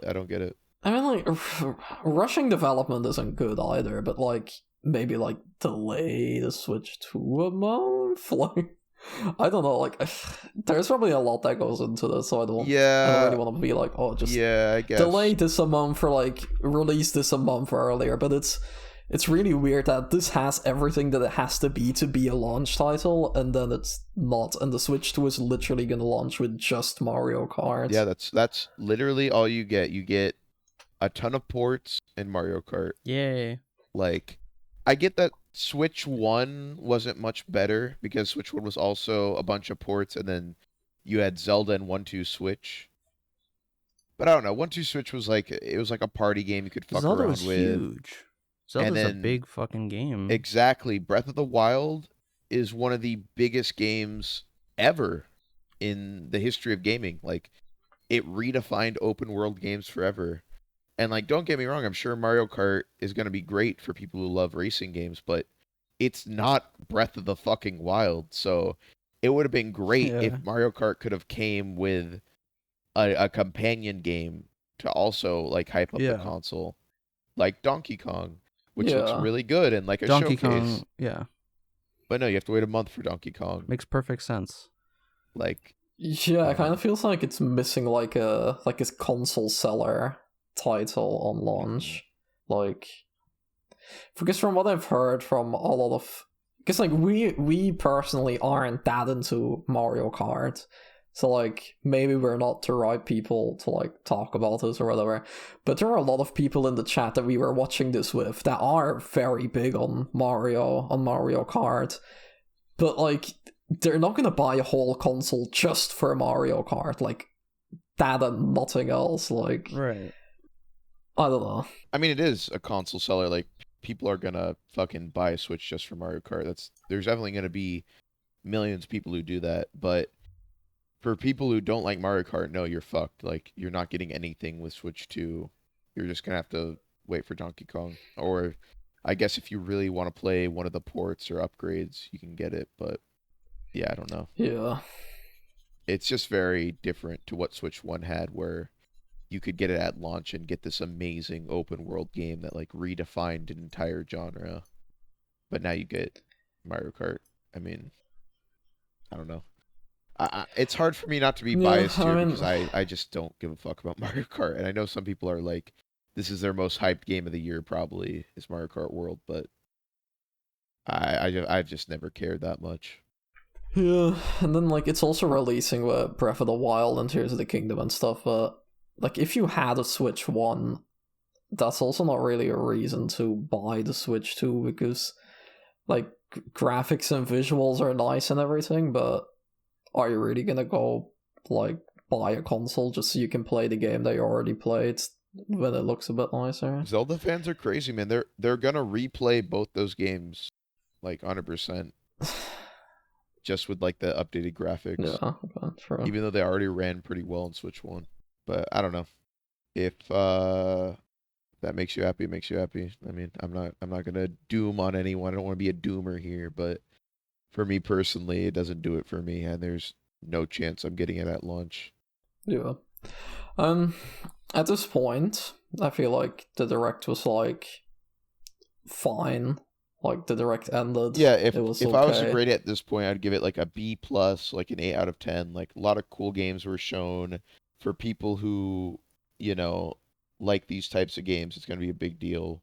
And I wasn't like horribly disappointed, even though I realized when I saw Donkey Kong that you know, none of my big expectations were going to be met. But it was like, whatever, you know, at least we got Bloodborne 2. Bloodborne Spiritual Remaster. Whatever. Yeah, we got Duskblood, we got Bravely Default. Yeah. Like, there was some good stuff. But that was at the end of the Direct. Yeah. When the Direct ended, I also posted, like, looking back at all the announcements, the Direct was just okay. Like, there are a few highlights, but I don't know, like, even compared to some other Directs, like, when there's a 20-minute, 30-minute Direct or something, I usually have, like, 4-5 games that I'm like interested in, or like even with like shitty fucking state of plays, or like when Xbox events are or something, like you always have like a handful of highlights, and this was just the same. Like, I had like 3 highlights: Deltarune, Duskblood, and Bravely Default, and that was like kind of it. So it was fine. Yeah, I had nothing. I mean, I had Donkey Kong, I guess. You had Duskblood. I had Duskblood at the time. At the time. Bravely Default wasn't enough to... Yeah, I'm not going to rebuy Bravely Default. I've experienced the game. I'm happy with my experience. Why do you keep saying at the time? We'll get to that in a second. Weirdly enough, here's the weird thing. I think the game I got most excited for was Yakuza 0's Director's Cut, just because it's like going to be a definitive edition of a fantastic game, and I'll get to experience it that way. Which, that's weird. Mm-hmm. For a Direct this hyped up, it's weird that's my most hyped game. That's not how it should be. Yeah, like, yeah, I guess, right. Because for me as well, like, two of my highlights were, like, Deltarune, I already played Chapter 1 and 2, it's, like, nice to finally see Chapter 3 and 4, but that's not really, like, a holy shit thing. Or, like, not even that big of a highlight. Bravely Default is, like, really cool, but it's also, like, it's cool. I'll play it eventually, but, like, Duskblood was really the only thing at the time. Juno, what do you think coming straight out of the Direct? Duskblood is all I really gave a shit about, so... Your brain was consumed with Duskblood. Yeah, I mean, I thought it was alright. I don't know, I don't really care about Nintendo, you know? Yeah, fair enough. It's alright. The whole thing was, you know, it was cool to watch, I guess. The FromSoft game, Duskblood, was fucking hype. Yeah, you were doing, like, a whole Souls marathon, and they get Duskblood after that. It's like, holy shit. Yeah, very funny coincidence. But... as we all know, Nintendo committed a sin. They killed gaming. They did. It's dead forever. Can you explain why now? And now we're going to get into it. We're going to get into the murder of gaming. Alright, what happened? This is it. So, who wants to do the honors? It started off... yeah, I feel like this is going to be a mess. I.e., somebody else do it, I don't know. It's like we're calling a traumatic event. Like, this must be how it felt like for survivors of, like, terrorist attacks, trying to recall what happened. I mean, okay, we were in a VC, we were just hanging out, we were looking over Twitter and Blue Sky, like looking at the announcements, we were all like making some posts about what our highlights were, but I was also thinking, like, I think it's really weird that they didn't like show the price of a lot of things. Yeah, we all thought like, that was strange. During the Direct, they kept saying, like, games will have upgrades like Breath of the Wild, but they never said how much they would be. Usually with console reveals, they always say a price for the console. They also didn't do that here. Like, they were just kind of, like, secretive the whole Direct, which is really weird. And then you start seeing stuff online that's like...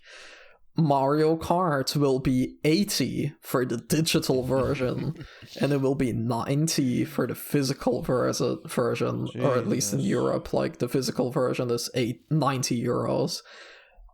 We start seeing stuff like Duskblood is apparently a multiplayer title with 8 players PvP VE. Then it's like the Nintendo Switch 2 is, what, 450 or something? 450 USD. I don't know how much it is in Europe. It's 470 euros. Yeah, and everyone was saying it was going to be 400 flat, like in the predictions, so $50 more. It's not the end of the world, but it does put it on the pricier side of things. Yeah, and especially taking like all the other things into account, with Mario Kart being 90. And then you get stuff of like, oh, Nintendo Switch 2 game cartridges won't always have the full game on it, and it'll be like a game key card. That's stupid. And then everything just kind of like spirals down. You get the box art reveal, the box arts look like shit. Yeah, the box art is really ugly. Already. Put that shit on screen, man. Look at that. Yeah, I'll have them on screen. So bad. I like my physical games, but this... I don't know what this is. Like, why is there such a massive red bar at the top, and then with like a super tiny logo in the middle? You gotta know you're on Switch 2, baby. Bro, it looks like I'm renting a fucking Redbox DVD. Exactly. Like, what the hell? Dude, I don't renting know. This fucking game. I don't know what they're cooking. And with Legend of Zelda as well, like the massive text at the bottom, like some games have the massive notice on it that, oh, the game isn't actually on the cartridge like Bravely Default has. That's like... Editing Arkry here. So we recorded this right after the Direct, and since then there has been some more information, so I just wanted to put a tiny update in here, just to like make sure that we're not sharing misinformation, because there's been a lot of that going around. The game on cartridge thing isn't for every game. We do mention this a bit later on, but there's just a lot more clarity about it now. It looks like all first-party games that have been announced so far will be a normal physical, like a Switch 1 game or like a fucking PS5 game. Like, the game is on the cartridge or on the disc, and you own the game, which is very epic. But for third-party games, it looks like it's kind of 50-50, which is a bit of a which kind of shitty. Out of all of the announced games, it looks like about 1/3 of them will be the shitty game key card. Like, Cyberpunk is fully on the cartridge, but Bravely Default isn't, as we mentioned. So, because of that, because it's still kind of 50-50, and it looks like a lot of third-party publishers are doing this weird thing, our opinions on the matter still stands, and the conversation itself isn't really outdated, because it is still shitty, but it's more shitty from the publisher side instead of Nintendo, I guess. Now, we don't know the cause of this, like, is this a cartridge thing? Because it's a cartridge instead of a disc. On Switch 1, every now and then you would have, like, a game key inside of the box, and this is just a replacement of this. Like, if you're interested in the details, I guess you can look up more about it. I just wanted to insert this to make sure that what we're saying is correct. So back to the episode. You don't get to own your games anymore. You just get licenses of your games. Like, oh, you bought the physical game? No. You get to own it as long as Daddy Nintendo says you do. Like, what the fuck is the point of buying physical if that's how we're gonna deal with it? Like, completely pointless. Like, I don't even want to see a physical at that point. You're wasting the materials to make it. I don't know. That's just how I feel. Like, fuck, man. No, I agree. Yeah, no, I agree. Like, I love physical games, but if I'm gonna have to, pay extra for physical games, like Mario Kart World is 80 digitally, but 90 physically. You gotta pay the physical tax. Pay 90, and then you don't even get to own it. And then, like, yeah, like, this Mario Kart is on the cartridge, luckily. But, like, if they're already saying that now, like, on the reveal of Switch 2, they're already putting out a notice of, like, hey, not all games are gonna be fully on the cartridge. Like, that's not a good sign. That's one of the first things that they're saying. If you want to be a physical nerd, Daddy Nintendo's gonna take your lunch money, and he's still gonna dunk your head in the toilet afterwards. That's how we deal with it. It's all just so, like, just shitty for the industry. Like, and Nintendo was supposed to save us, because I remember everyone was dooming after PS4 Pro had no disc drive, and we're like, oh, Switch 2 will come out and physical gaming will be stronger than ever because Nintendo supports physical games. And then they pull this shit and they fuck us even harder. I have no faith in physical gaming anymore. I completely believe it'll be dead next generation. The next Nintendo console will not have physical games. The next Sony console will not have physical games. It is going to be gone within 10 years. Physical games will not exist in 10 years. It's so shit, man. Because it's like you said, with the PS5 Pro, it's like, it has an optional disk drive, and I was always thinking, like, okay, now it's optional. Next generation, it'll probably be optional in, like, the base model of the console, so they have, like, a transition generation, but then by the generation after that, physical games are just gone. And everyone was, like, saying, oh, Nintendo supports physical games. Physical games, like, if you're a physical collector, you're gonna want to be with Nintendo. And, like, I have a Nintendo, I have a PC, but I play most of my games on PlayStation. But I was thinking, like, if PlayStation is gonna go all digital, I am just gonna start building a library of third-party physical games on Switch. If that's where my library is, like, preserved, then of course I'm just gonna move there. Because I don't care about the company, I care about, like, where my games are the best. But if even Nintendo is now starting with that stuff, it's just sad. Yeah, to already have this just direct that was, like, pretty disappointing, but still, at least I could be like, yeah, it was disappointing, but it was still good at least. And then to get my biggest, like, most hype announcement, which was Dustblood, just be shit on because, oh, it's actually a co-op multiplayer game, and it's nothing like the FromSoft games you love and know. It's like, we're already getting Night Rain. Why did they do this? Like, I don't know. I'm sure it'll still be good. We'll see more of it. Maybe it'll still be awesome.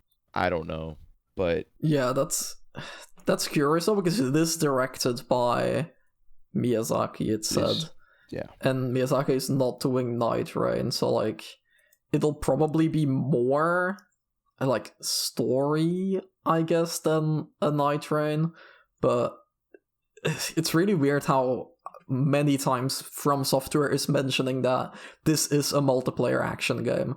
Like, with their other games, they don't say that. No, this is... We don't have a lot of information on it, and, like, maybe when we see more, my excitement can come back, but right now it's just like, I was super excited, and now I'm just kind of like, oh, I need to see more, because I don't even know what this game is right now. I thought I was getting a spiritual successor to the fucking Bloodborne, and now I have no idea what I'm getting. Like, I'm gonna stay hopeful that it's still good and it still delivers on what I was somewhat expecting. But it sucks that I just can't have that certainty anymore. I just have to be like left questioning what the fuck's going on until they show us more. And it's not even coming out like this year either. It's like gonna be a long ass time before we even get this game. Yeah, it's 2026. I don't know. So that my most hyped game got that's killed. The only game. Before this direct, I was like, gaming this year is already stacked. Like, this month we've got 100 Line Expedition. In June we have Raido, Death Stranding 2. I was kind of scared for the Switch too, because I was like, they're gonna like go all out with that console, and like we're gonna have so many games. But now I'm just like, the Switch 2 is not on my mind. I'm probably not gonna be buying it until Duskblood comes out, unless they reveal like something else in May or June direct.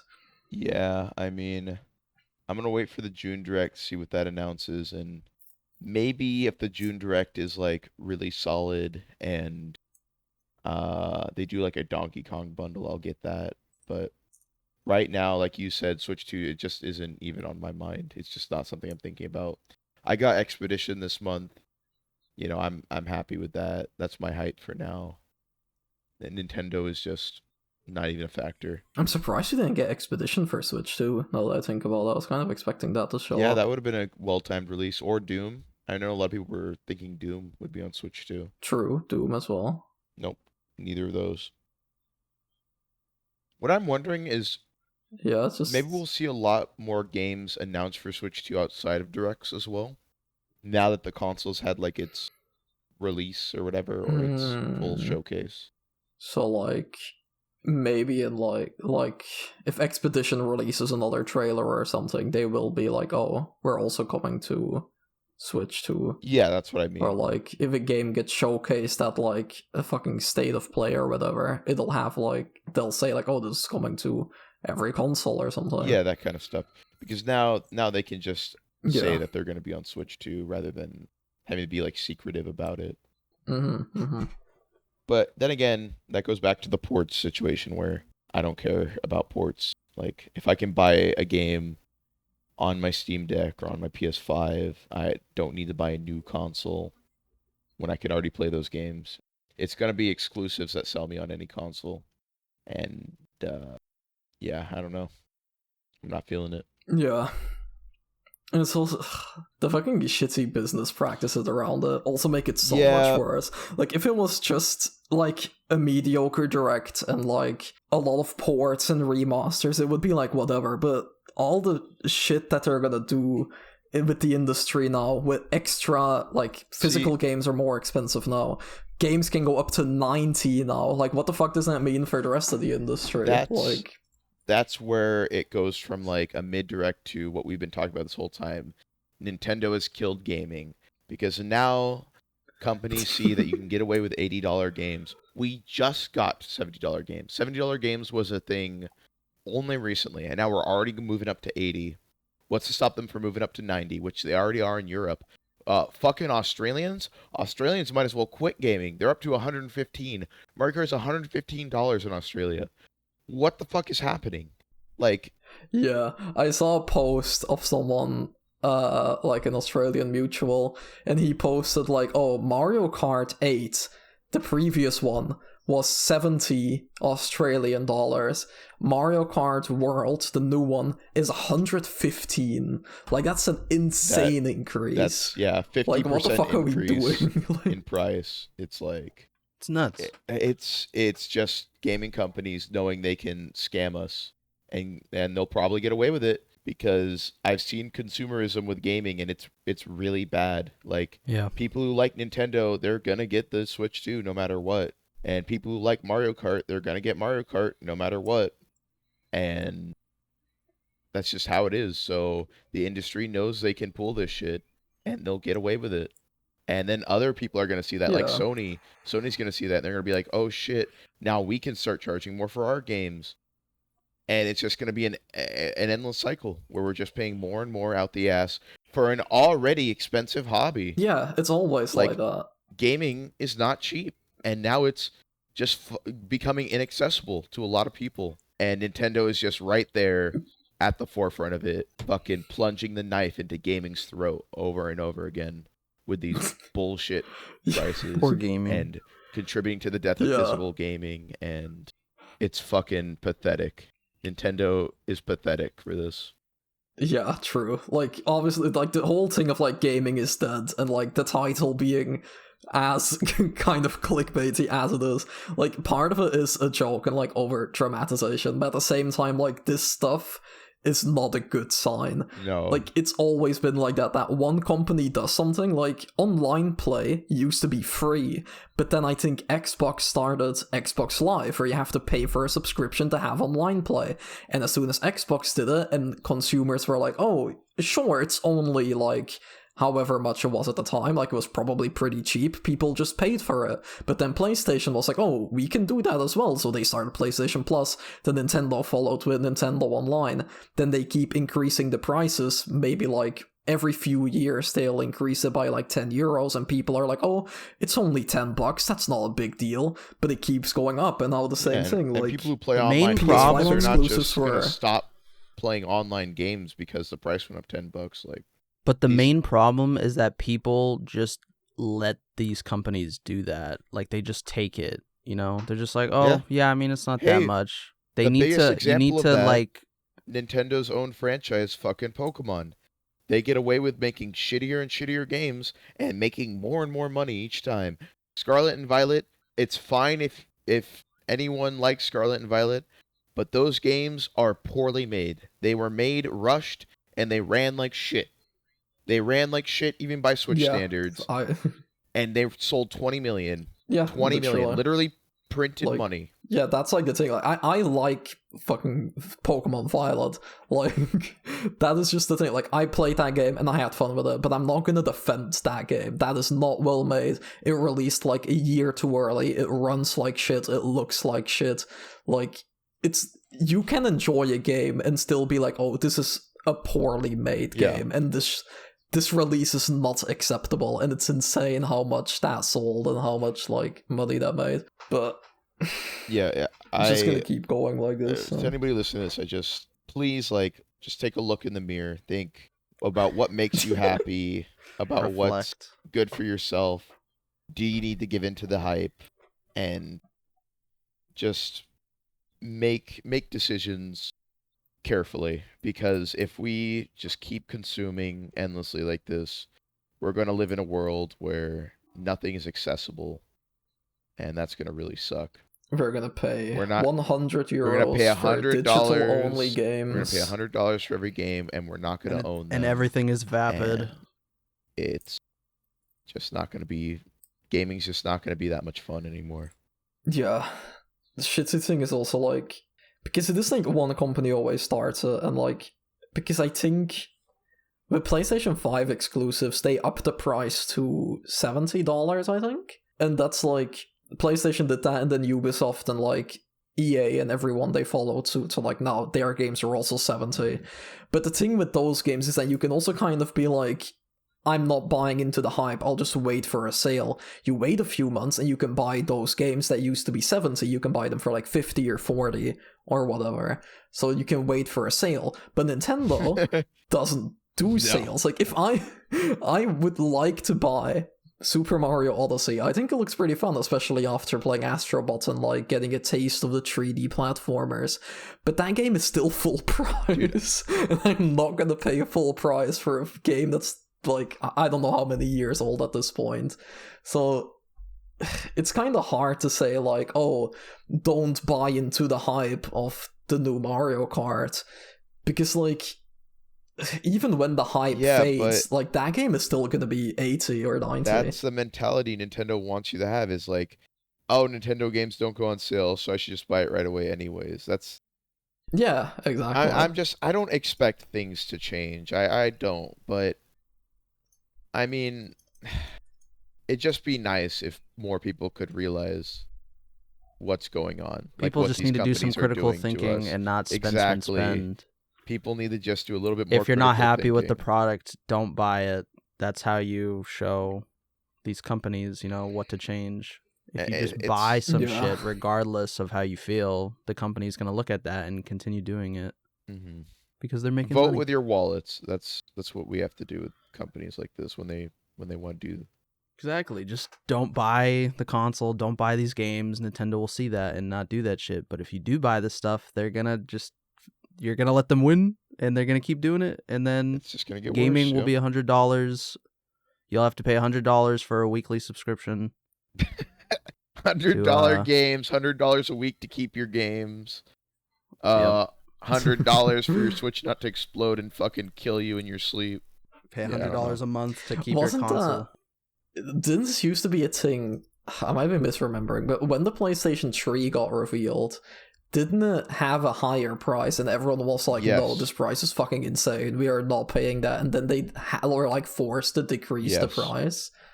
Here's the clever thing Nintendo's doing, though. Their Mario Kart price is ridiculous.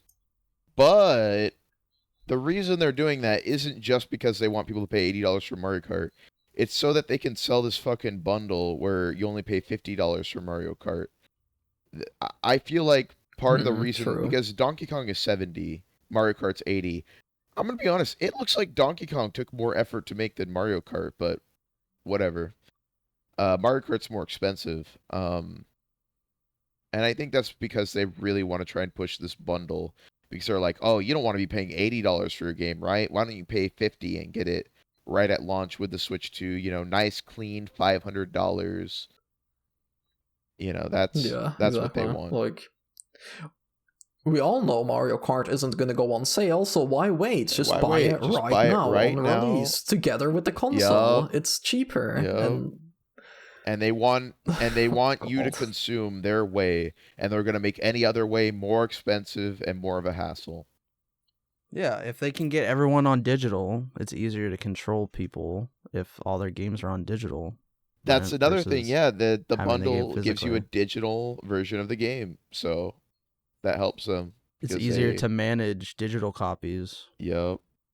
It's a little dystopian. Also can't resell digital copies. It's a little dystopian, I'm not going to lie. And you don't own it. You own a license. Yeah, like, there's a friend of ours who buys a lot of his games from, like, third-party sellers, from people that are, like, reselling games. That's not a thing. If everything is gonna go digital, you're gonna have to buy it through the fucking eShop. That's gonna be tragic. Like, when Henotura discovers today that OLX is gonna go down because they can't resell digital games. I only buy from key sites, or I pirate. Yeah, I wonder if they're going to start doing keys for, like, console games. That'd be interesting. It's weird because, like, theoretically you should already be able to do that, but it's not. I think you already can. I don't know how keys work, but I think like, Instant Gaming sells console keys. Yeah, but, like, pretty rare. Like, it's pretty hard to find a console key, I think. Well, I feel like we gave our thoughts pretty well on the situation. Is there anything else anyone wanted to bring up? Oh, one thing. I mean, it's kind of like the same thing as before, but when a while ago there were like rumors about GTA 6 costing 100. This is the perfect way to end this. And at the time, I was like, there's no way. Like, GTA 6 is like a hyped up game, but like 100 is like, that's insane. That's insane.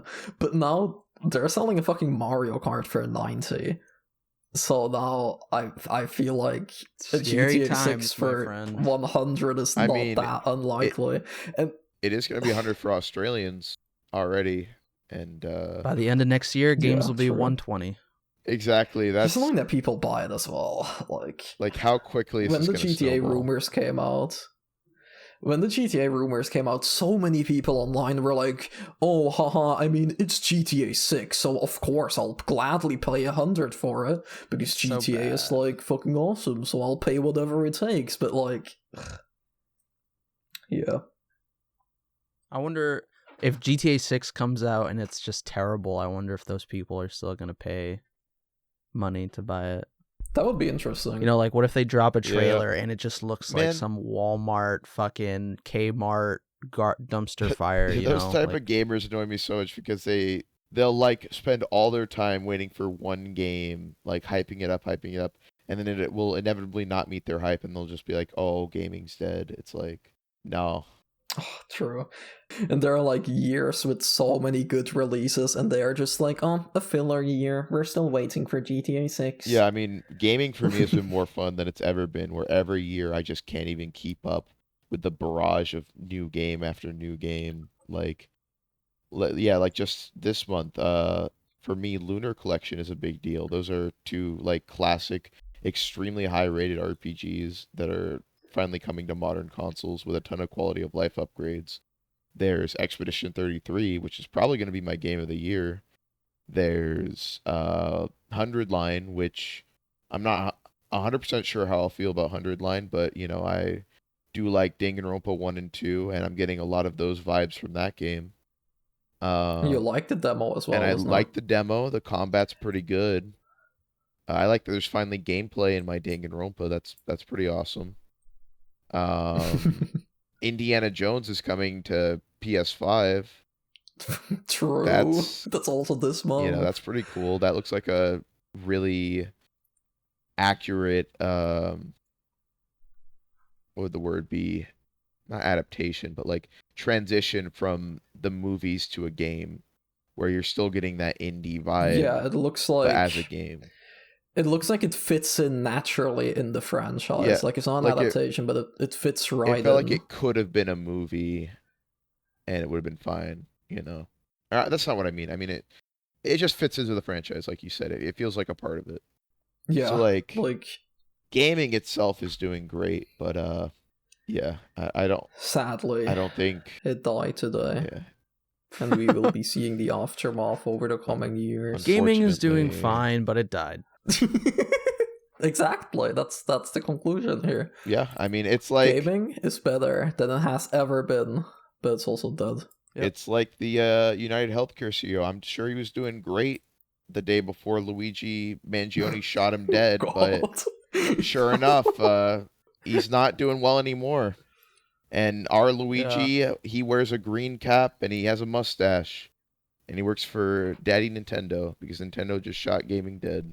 That sucks. That's pretty much it. Is that it? Yeah. I think so. Do we have anything we want to plug at the end of this? I don't know. Do we have anything? Do we have anything else we want to say? Any lingering thoughts? Any plans? Just anything in general? Or are we just going to wrap it up? That's it, wrap it up. I mean, I talked about everything I wanted to talk about. I'm surprised this went on for 2 hours. Yeah, I don't mind wrapping it up. Yeah. Yeah. All right, we'll wrap it up. In the future, we were thinking about doing like an episode sort of soon, like next month maybe. Another one before the release of the Switch 2. Maybe talking about like the Switch 1, like looking back at that generation, so that should be a fun episode. So the wait won't be as long as it was for this episode, because it's been a while since episode 8, but we have ideas for episode 9. No, this is episode 9. We have ideas for episode 10, so... That's gonna happen. But that was it. We'll probably do our look back at the Switch 1 episode, and exactly. We're still thinking about doing an episode where we all like play a game and then do an episode about that game. So we're trying different things. Yeah, we just need to find some time, I guess, with all the new releases. Yeah, thankfully Nintendo freed up some time for us, so maybe we'll be able to get to that. True. That was very nice very of them. kind of them. We also have a guest idea for next episode, but we haven't even asked that person yet, so we're not going to reveal it yet. But should be cool if it turns out well. But that was it. That was 3-Player Jam, episode 9, where we discussed the end of gaming. Yep, the end of gaming. It was nice to game while it lasted. Yep. But now we're just 3 Jam here, gaming because we're not players since there's no gaming. Oh, damn true. So maybe we should go back to the Jamcast. Yeah, see you on the next episode where we change your name back to Jamcast. Yep. Yeah, and Mac is gonna learn the tuba. Oh, dude, that'd be great. We just all become a band. Are ahead. Yeah. Yep. Okay. Well, later, guys. That was it. Goodbye, everyone. Goodbye.